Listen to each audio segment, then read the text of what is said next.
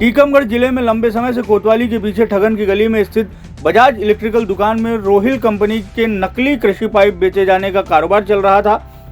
शिकायत के अनुसार बुधवार की दोपहर दिल्ली से आई 5 सदस्यीय टीम ने पुलिस बल के साथ राहुल कृषि पाइप कंपनी ने नकली पाइप बेचने वाले विक्रेता बजाज इलेक्ट्रिकल्स की दुकान पर छापामार कार्रवाई की एवं दुकान से रोहिल कंपनी एवं केबीसी के नकली कृषि पाइप के बंडल बरामद किए एवं नकली पाइप विक्रेता के विरुद्ध कार्रवाई की।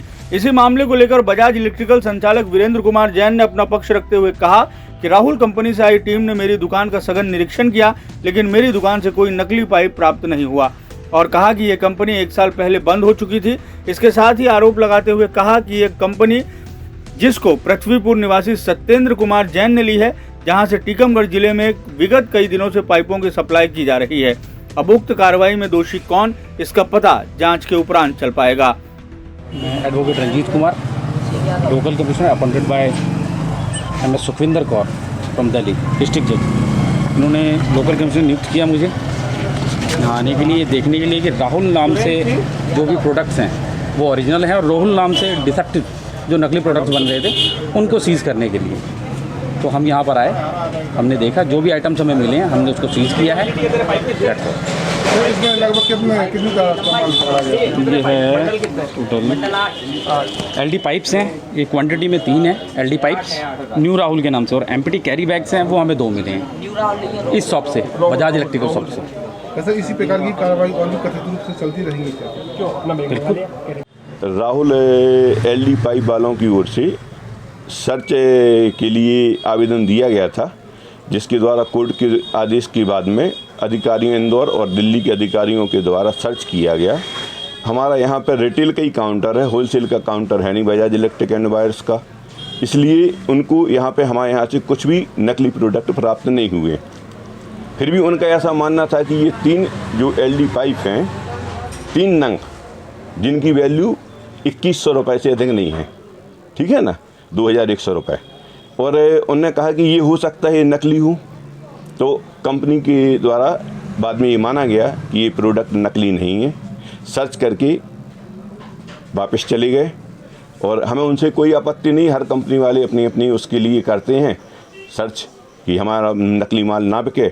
उन लोगों ने भी किया।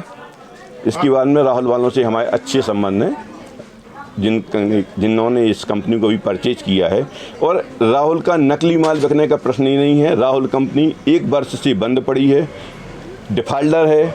मध्य प्रदेश के सैकड़ों व्यापारियों के पैसे उनको देना हुए हैं, एडवांस पैसे लिए हुए हैं, मार्केट में उनकी वैल्यू 0 है।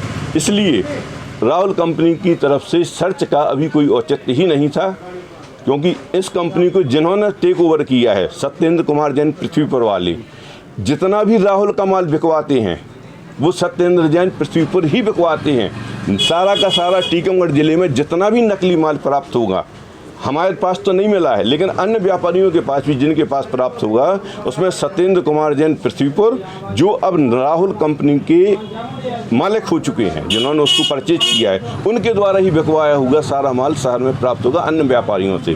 आपके दुकान पे इतने और भी पाइप वगैरह इकट्ठे रखे हैं, जो क्या है? कुछ नहीं है, उन्होंने सारे के सारे देखे, दुकान है, व्यापार करते हैं, अन्य कंपनियों का माल बेचते हैं, राहुल का माल बेचते नहीं है, पसंद ही नहीं करती, हमारी उनसे ट्यूनिंग नहीं थी। की बात कर रहे थे, लेकिन अभी उन्होंने और भी माल यहाँ पे रख के, वो हमारा नहीं है, वो ओरछा ट्रेडर्स का है।